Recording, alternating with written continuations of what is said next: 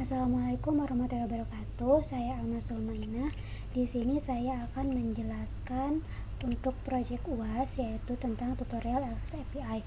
Yang dimana tutorial Access API ini ada beberapa poin. Yang pertama tuh instalasi React Native kalau semisal kalian belum punya. Kemudian ada juga cara membuat project baru menggunakan React Native, cara menjalankan app, dan juga cara mengubah app, dan yang terakhir itu cara mengakses API menggunakan React Native. Nah, kalau kalian semisal belum punya React Native atau belum menginstal React Native-nya, kalian bisa langsung kunjungi aja ke webnya, yang web resminya, yaitu webnya tuh kalau nggak salah namanya tuh react.dev/learn. Di sana tuh udah ada lengkap buat tutorial dan cara-cara instalasi React Native itu sendiri. Karena aku di sini kebetulan udah menginstal React Native-nya, jadi langsung aja ke bagaimana cara membuat project baru menggunakan React Native. Nah, ini tampilan kalau semisal udah ngeinstall React Native-nya. Langsung di sini udah ada beberapa kayak gini nih, package JSON, package log, dan lain-lain. Pokoknya udah langsung keinstall dengan sendirinya. Untuk membuat project baru menggunakan React Native itu sama kayak bikin project pada umumnya, yaitu yang pertama tuh kalian pasti harus ada folder. Nah, di sini folder kalian bisa langsung aja klik di bagian sini ya buat folder baru. Kemudian pasti di dalam folder selalu ada file-file. Nah, di sini untuk bikin filenya. Nah, ini sebagai contoh, di sini ada folder app yang udah terinstall dengan sendirinya. Nah, kemudian di sini ada file-file dari folder tab yang ada di dalam folder app. Kemudian yang ini yang aset. Nah, sebelumnya aset ini tuh nggak ada, lalu aku bikin secara sendiri ya. Jadi aku bikin manual gitu, nggak ada langsung dari instalasi React Native-nya. Sama kayak tadi, bikin folder dulu, lalu di dalamnya tuh ada ini file-file yang ada di dalam aset. Pokoknya kayak gitu ya. Nah, oke, selanjutnya di sini saya akan menjelaskan bagaimana cara menjalankan dan mengubah app di React Native. Nah, sebelumnya di sini aku udah ada di bagian index.tsx. Jadi karena kita di sini bagiannya pakai tsx bukan js, jadi di sini tuh halaman pertama ya. Halaman pertama dari tugas aku tuh ada di bagian index. Jadi ini tuh halaman yang pertama akan muncul. Nah, di sini kalian bisa mengubah sesuka kalian kayak gimana dan sekreatif mungkin pokoknya. Bisa, ini aku sebagai contohnya, jadi aku di sini cuman pakai biodata singkat aku, ada nama, terus nama panggilan, sama ada name gitu ya.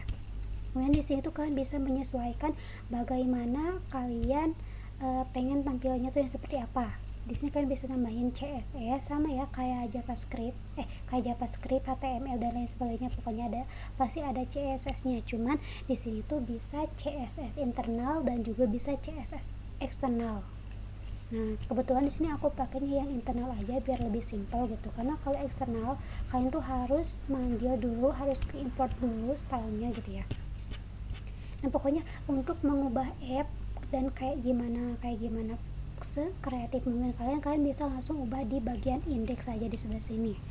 Dan ini tuh untuk mengubahnya tuh kayak di sini kalian bisa sambungin ke layout ini, dan bisa kalian sambungin ke layout yang ada di luar tab gitu. Nah, kalau semisal kalian pakai CSS eksternal, nah di sini kalian harus import lagi untuk CSS-nya. Nah, gimana untuk menjalankan app? Untuk menjalankan app ini tuh kalian jangan lupa seperti yang udah aku bilang sebelumnya, harus ada import terlebih dahulu.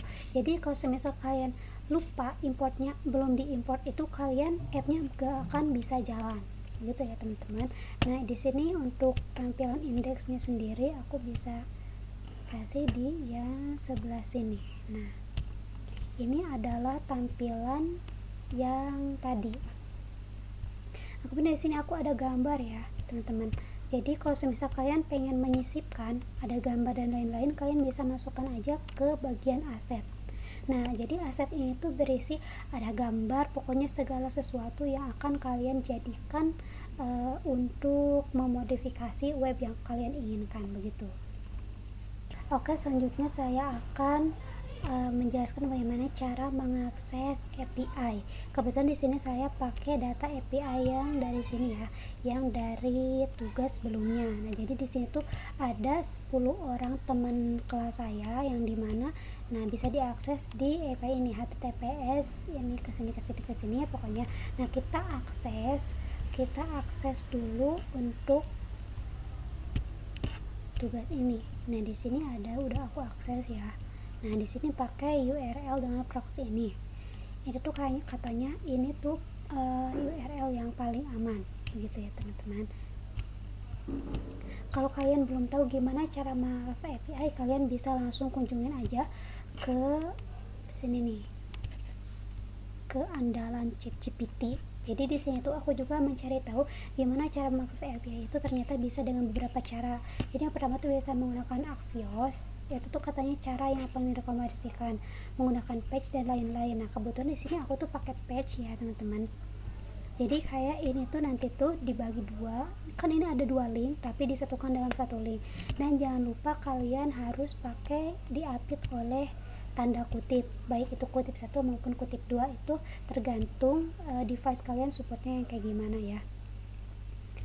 Nah, sekarang di sini kalau nggak salah aku udah ada di sebelah sini tuh bagian di teman-teman saya. Nah, kenapa ini error? Karena sebelum mengakses ini harus ada konfirmasi terlebih dahulu.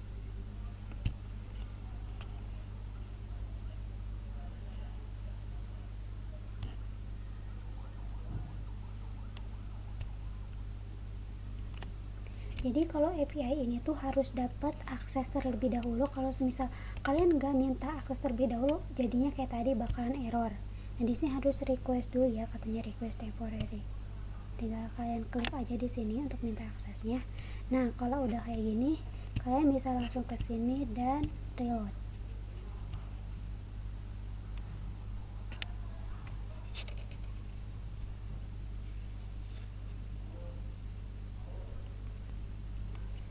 Kalau di reload, kalian bisa langsung aja ke sini ke teman-teman.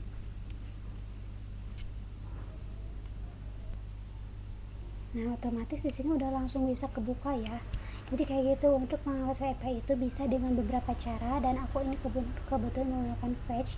Dan jangan lupa sebelum kalian mengakses API, kalian harus dapat dulu konfirmasi atau izin ya dari si kode itu tersebut. Oke. Mungkin sekian dari saya. Jika ada kesalahan mohon maaf. Wassalamualaikum warahmatullahi wabarakatuh.